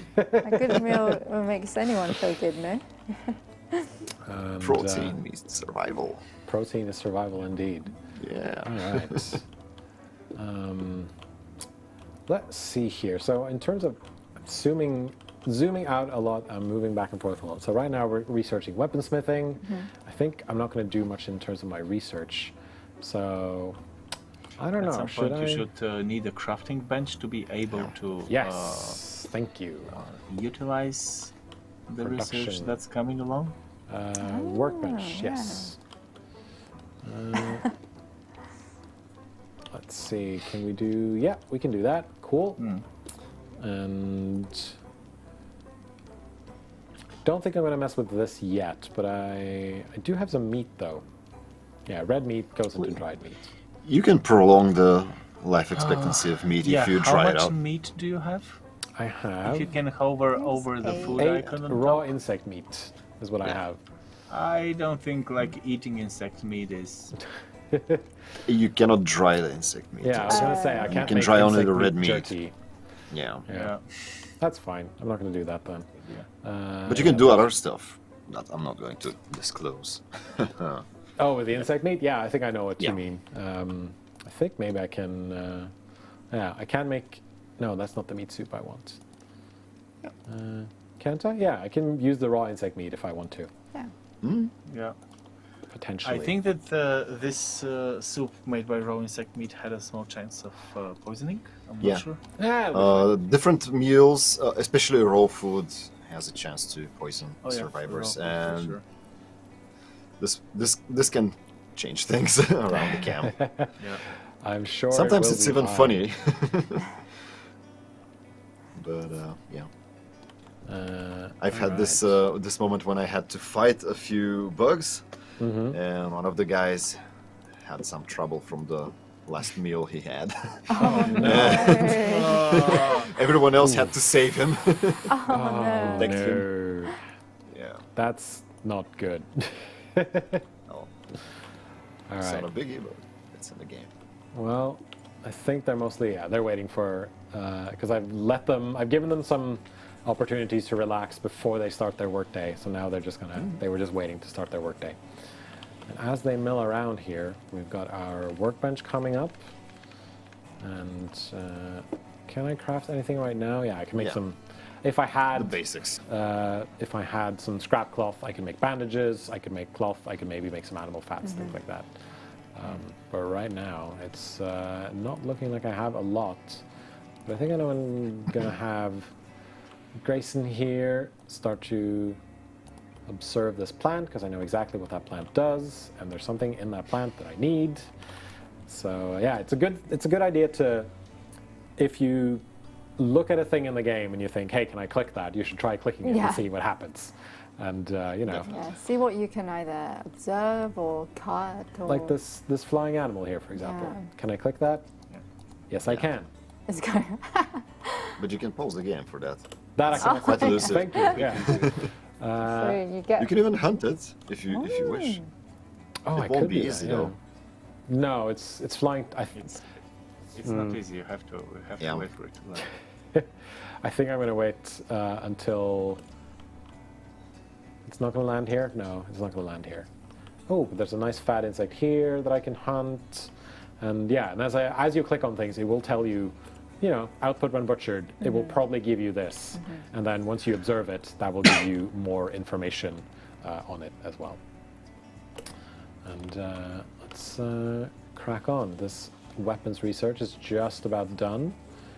We've got, and yeah, and then as we begin here, I can start to build spears, short bows. Eventually, I can make crossbows. Very nice. And this is a good next objective for you. You should be. You're pretty lucky with your starting weapon set, but you should be sure that all of your survivors that can be equipped with a weapon have both a melee weapon and a ranged weapon. Yep. So let's make 4 of these spears. And I do think Grayson will eventually get to those when he's done looking at this plant. It's going to be fine. Yeah. But yeah, this will require... Oh, yeah, now we have some aggressive animals about to attack. So this will happen now and again. Sometimes something in the surrounding area will just go, hey, I don't like that. And then they'll attack you. Yeah. Am I basically correct in that? You do have a little bit of time to prepare, I guess, because they're so far away. Yes. I do, yeah. This is far away. It would, It will take them some time. Sometimes they will interact with other animals in the environment, so you might become saved, but it's not it's a given thing. yeah, it's not a given thing. Okay. And you will definitely have to prepare either with your own weapons or maybe with traps like you do right now. Yeah, so what I tried to do now is build a meat lure and some traps around it, because if I click on the animals, I'll see that there are 15 of them, and they're these tiny insects here. Well, tiny. Oh, they're overgrown, but they seem tiny to me. So they will come at me at some point. They first have to move through this, which I'm curious to see how that will affect these things. Yeah. But as with the Mythbusters, failure is always an option, because then you learn something for next time, and that is when you restart the game and you try it again, basically. But right now, poor Grayson is the only one that's out in the open. Everyone else is just kind of hanging out in the base here. What's Grayson's combat anyway? He doesn't really... It is 0. Yeah, so he doesn't Grayson do is any... not a fighter, and he is indifferent to combat as well. So he doesn't really have anything right now. Right now, these animals are just threatening, so they're waiting essentially to do something. So I think what I'm going to do is I'm going to just let this play out and see what happens. And yeah, so now I got skin bark, The skin bark is which is veggie leather. very good to have, because that will let me build veggie leather. Very nice. So I'm going to have someone plant now you this. have the research. Now that you have access to the plant, the research is now available. So now I can do some research on veggie armor. Let's see. Actually, first you have to craft the actual leather before you use. Yeah, so you will need to harvest some skin bark. Okay. Then you have to process it. It's different. If you get animal hide, it will be easier for you to create the armor. You have to just research the armor and craft it. But if you want to go the long way and use the vegetator, you'll have to go one extra step before you get Which to is the armor. closer to the insects, by the way. So we'll see how this plays out. Well, we shall see how this goes. These insects might be making their way towards me very soon, or they might just hang out and chill for a while. I mean, they will eventually. Oh, and I don't have enough meat. Oh, yes. All right, looks like we have an animal attack. Yeah. Let's have everyone move here. You can actually use If you shift and click on the draft button. This will draft every person that has a weapon. Mm-hmm. Cool. And Grayson, You can use the draft situation. please, Instruct Stay Grayson to inside. hide. please stay inside. Good Grayson, buddy. And the rest of you, you have your guns. This Very is good guns. single player only. Let's yes. see here. Where are these bugs? I think they moved already. If you click over, Oh, Yeah. there they are. Okay. They're coming. Well, Coming nothing our saved way. you, so you'll have to kill all 15 bugs. I'll be fine. I will live. We've got some traps, but no meat on the lure. I've got some traps. No meat on the traps, on the lures. Well, that was you a bit of a bust. Well, everyone's everyone's drafted. drafted right Yeah. now. But Everyone if is you, drafted. If you like on draft Grayson, he can, and you can give him direct order to. He's just gonna go. meat on the lure. Yeah. I didn't have enough meat, so that was the thing. It told me specifically. Yeah, the Yeah, fuel no is fuel. insufficient, so There yeah. we go. There we go. Time to kill some insects. And unfortunately, it is dark, And now it's too dark, Yes. which is not good. but you have hell of a weapon set. I do have a Orange- pretty good weapon set, so I Orange think Phoenix says just use Grayson to be the lure. I did think about it for half a second. I did consider it. Maybe Grayson should just be the The yeah, bait. the bait. Oh no. Oh, I'm trying to get them far away because when the insects are closer, yeah. then they have to start fighting with like Yeah. fists rather than Yeah. guns. No, they But have- I Or do the think melee weapons that they have equipped. yes. Yeah. Everyone has a machete, but it's not the best weapon, so you would like to get something better for a And melee now, weapon. if you look at Nova and her health tab, Yes. you Here we will go. see Ooh. that Oh, she's not Got bleeding. bite. Just a couple of superficial bites. Yep. She might be in chronic pain down the road, depending on the way these are healed. Okay. Oh no. Because But right now, I don't think I have a lot of things that I can make medicines out of, so I'll just have to Yeah. have no, everyone they, just. oh, you already have some first aid kits from your initial landing. Oh, that's crash. true. Yes, that's true. but you can craft some on the bench, especially the materials that you need to stop bleeding. They should be available Yeah, at the very bandages beginning. are things that Yeah. that will help you. Here we go. No, No, no this is- cloth, No? but Okay. bandages. My bad. Yeah. Bandages. Sorry. Yeah. Oh. Bit Oh, yeah. too. Here we go. Yeah, the bugs die, but you can actually loot meat from them, so they don't just die. You can actually You collect can things. You can butcher them. for Yeah. insect Yeah, meat. butcher them for insect meat. Yeah. That was going to be my next thing. Well, Grayson, can you help these people? Nah. It's taking a walk. Nah, son. But Who because was my Yeah. Who's my healer again? I'm going to double check this. Nova, you will not wait for treatment. You will Yeah. treat these other And- people. yeah. I think she will automatically go and do that. Yeah. Because I asked her not to heal herself. So patch up everyone. At least I can use the lore now. That's very true. They do have very superficial wounds, so it shouldn't be a problem right now. But lacerations and such, bitten of flesh, Yeah, it looks fine. these actually. will make your characters bleed a lot, and you'll have to take care for whatever problems they have Yeah. faster. Now, Now just Umar is Umar healing is Nova. healing Nova. Yeah. And, And this attack was just a taste. Just the two. gee, thanks for that. So yeah. Yeah, and then I'm gonna try to get some. Oh yeah, and then he leveled up in healing in skill. Yeah. Amazing. You will get your first levels pretty fast. Really? Okay. Yeah. Yeah, his healing is now level 2. It used to be level 1. Also, there are characters that will eventually teach other characters on skills they have, so you can look at that when you choose your team. Okay, cool. So there's essentially kind of mentorship here. That's interesting. Let's see, I'm just going to dismiss this.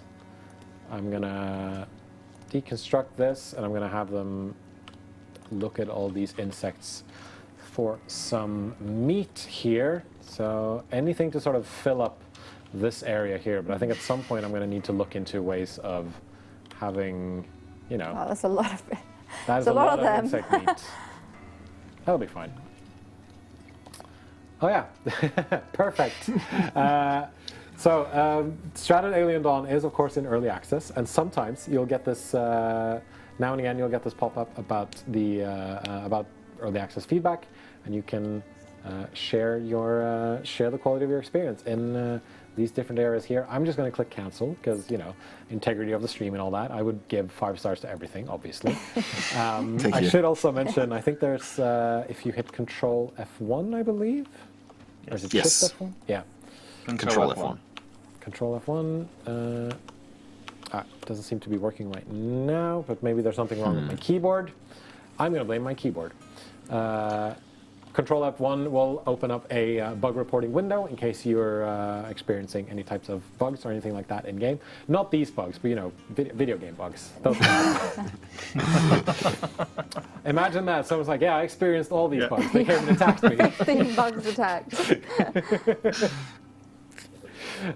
So yeah, that is absolutely possible because, you know, this being an early access game, it should be very, very stable, but there might be some things that pop up now and again. But I personally haven't had any major issues. But yeah, please let us know if you run into anything, because we do need that feedback when Stranded Alien Dawn is in early access. Queen Emma B asked, how long do the dead animals stay on the map before you harvest them? So they won't stay. They degrade there depending on If you pause the game right now, if you just click on the they have shelf time. see that Okay. So And decreasing health. Yeah. so if then this reaches 0 and I still haven't butchered it, then they will. And if you click on some of the insect meat lying around, you see that it also has shelf life. Yeah. And if you do not pick it up and store it, then it will be wasted. Okay. Very, very good. So I should store this right away. And now I think, yeah, we're doing pretty good on food, which is great. Yeah. This farm still needs to be planted, but Nova right now is doing a bit of a, no, Emmeline is doing, what is she doing? Oh, she's transporting, yeah. Oh, I've got armor. Well, I know who gets that. Good choice. Synthetic vest. Well, I mean, you know, she's the fighter, so. She is the fighter, yeah, so why not? And then we have a leftover shirt in case someone needs an extra shirt. Yeah. It's a really good thing to store that into a chest and not let it outside in the rain. Oh, very, very good idea. Let's build a storage chest. There we go. What you can do is to assign different things that you can or cannot store in certain compartments, and this will ease your life quite a lot. I'm actually gonna go do that right now and say that apparel and weapons probably shouldn't be kept in my outdoor storage area here. Comment here from the chat from Mr. Bindu saying, game looks great, time to spend money I don't have. Spend responsibly, but please do play Stranded Alien Dawn. And we're just about to reach the end of this research here. So yeah, as you can see, I'm speeding up time now and again as well, because there's time controls in the up left corner with like normal speed, double speed, and triple speed. And I'm also pausing by hitting the space bar. And this research should be done very, very soon. Yeah.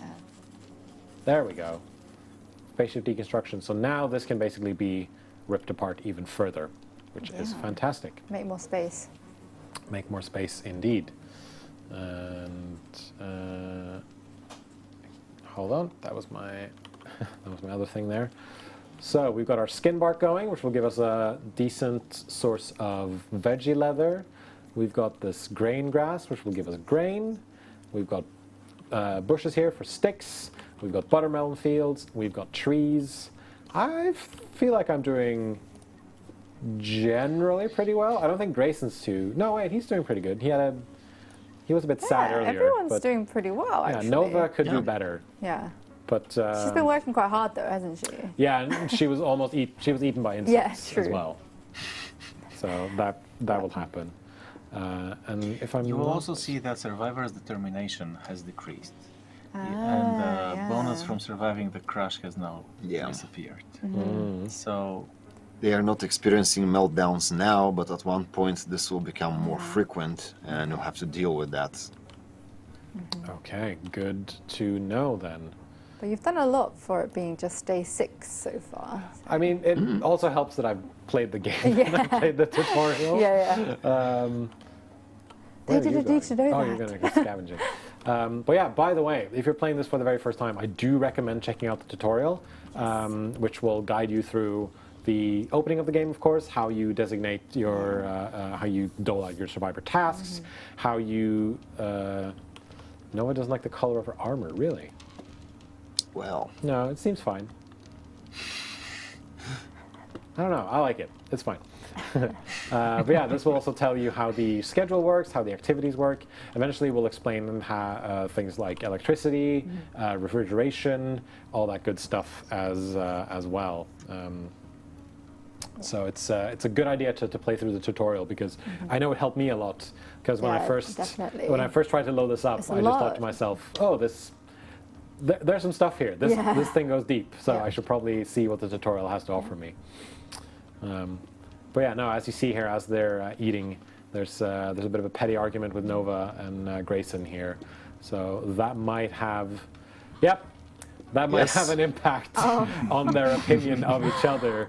So Grayson and Nova, not friends. Grayson and Umair, definitely not friends right now.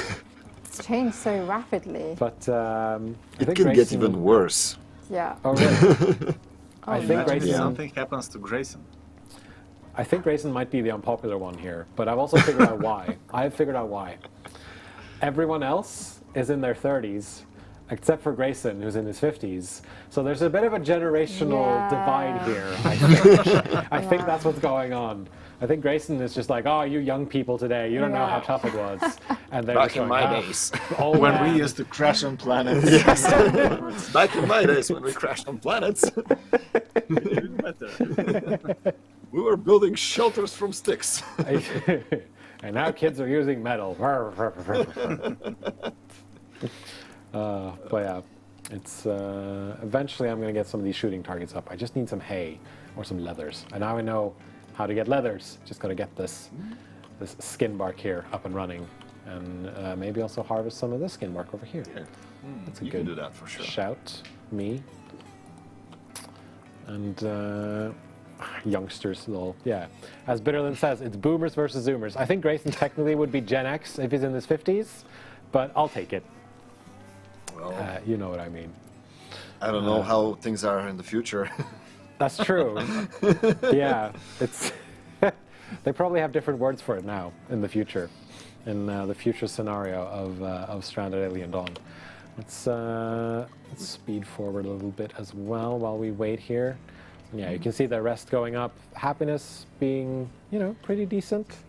Fullness, good. Relaxation, good. I think this is the best run I've had in this game so far. Useful so far. It's been okay. Nothing too disastrous has happened, but I mean... It's because it's under the gaze of the developers. We're watching it though. It's probably because I have developers helping me out here. They're giving you the tricks of the trade. Yeah, for sure. Now, I mean, it's very comforting to know that I can just ask you guys, so what do I do now? What do I do now? What should I do now? I promise I won't exploit this by emailing you all the time asking what I should do. Please do. No, it's not a problem. Okay, so I think, things are looking pretty good. These, I can just deconstruct these. And eventually I'll have to start hunting for some animals. Eventually I'll have to start researching. So right now we've got tailoring being researched. Good. Some of this pickling might be a good idea to research as well, because I'm sure pickling vegetables will have them last a bit longer as well. Exactly. And eventually going into things like electric grids and lightning rods, construction basics, because like right now this shelter is starting to look, it's a bit cramped, you know? Construction basics will also let me build basically houses, and that's also something I'm very much looking forward to. Let's go with pickling now. Not sleep training, I think. Some wooden fortifications as well. And yeah, we're doing pretty well here, I'd say. Grayson is doing some harvesting. That's fine. And let's see. What are you doing, Nova? Let's have you scavenge this thing instead, so you don't have to walk as far. And there seems to be a lot of older spaceship parts here as well. So I'm starting to wonder if, you know, we might not be the first people to crash on this planet. What do you think? Is this question for us? Yes. Question for you.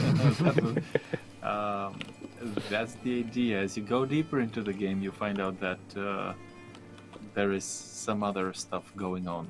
Oh, interesting. And not all of those spaceship debris are from your spaceship. Oh, interesting. Okay. There is something hidden. But to do that, you have to widen your horizon and look for the longer distance travel thing. Oh, okay. Nice. I like that idea. I like that there's more to this that I can just, that I can dig into it if I want to, and then see what's going on here, because I do. There is something here. It's good, interesting to know. Basically, your next objective should be to start preparing for the winter.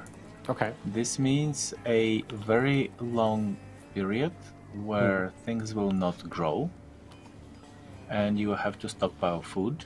Yep. And you have to have enough warmth, either in both rooms, clothing, etc. So that would be your next objective. Yeah. Also, you're a bit low on wood, and this is why you cannot build your boxes. Oh well. Well, these are not. They're not. Yeah, full, you can, of they're course. not full trees yet, but maybe I can build these boxes out of something else. No, I can't. Yeah, you can use. You need refined Yeah, metal. you have to research alloys. refined metal. Yeah. Yeah, that's. Which. You could probably look for wild trees within your reach. Yeah, probably. You're in a tough place. Yeah, I realized. In terms of trees. Oh, there's a dead insect. Okay, cool. Yeah, take it. So yeah, right now you clicked it and you saw the shelf life actually. That's where the hay is. Yeah, you can see the shelf life here, and this takes down bit by bit by bit by bit. Yeah. So there's some questions here. Orange Phoenix asks, when you deconstruct some of the things you've made, do you gain the materials back? And also you can also move walls and crafting tables. I know you can move crafting tables, but I'm not sure about the walls. You cannot move walls. No. You can move furniture. You can move furniture and objects. You get some of your materials. Things need to be first constructed in order to be able to be moved. Yeah. You get back some of the materials. I'm actually going to because cut down ultimately what will happen is that your current base will start becoming obsolete. And you should be able to build upon it. Probably redesignate the whole of the shelter space for storage of construction materials. Probably not. Leave some of the work desks there while you move to a more comfortable living compartments. So yeah, like long term, I would maybe try to set up like a house over in this general area here, Yeah, I think. Yeah, why and not? then deconstruct some of this. I would try to fence this in so so creatures don't come and like steal all my resources basically. And then I And could don't make my mistake where you try to move your cooking stove before you build something, and then no one has anything to eat because no one was cooking, and then it just became a disaster. So you should build it and then move if you know you have enough food rations, because I made that mistake and no one was moving my cooking stove, because it takes time for them to also move it. Yep. So you have to keep that in mind as well. Yeah.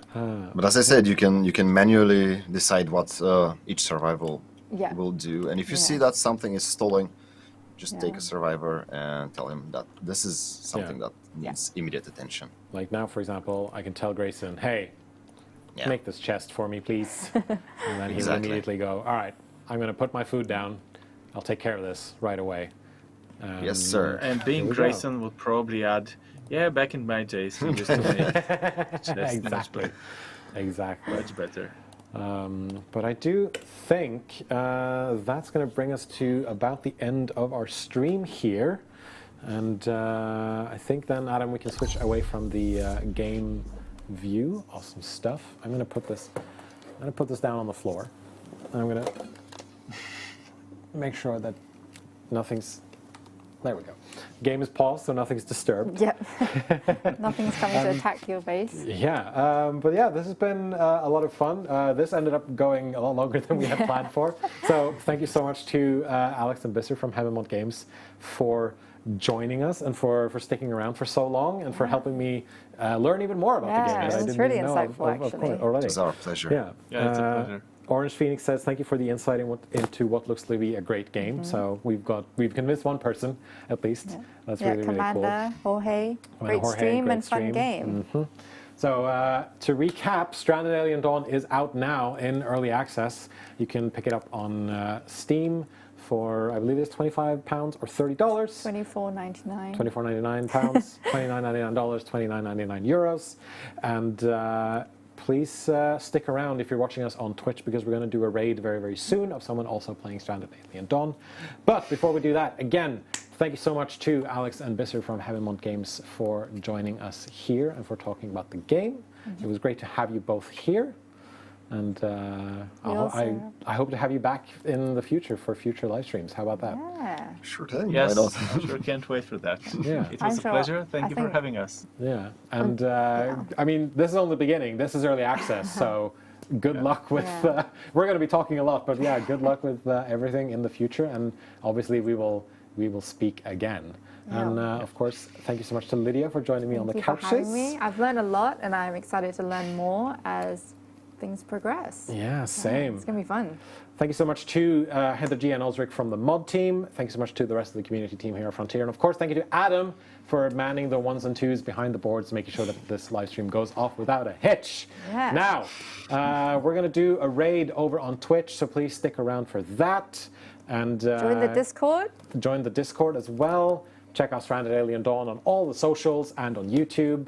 And finally, next week, we'll start weekly live streams of Stranded Alien Dawn, so please join us for that as well. And we will see you guys next week. Yeah. Bye, everyone. Cheers. Bye. Bye.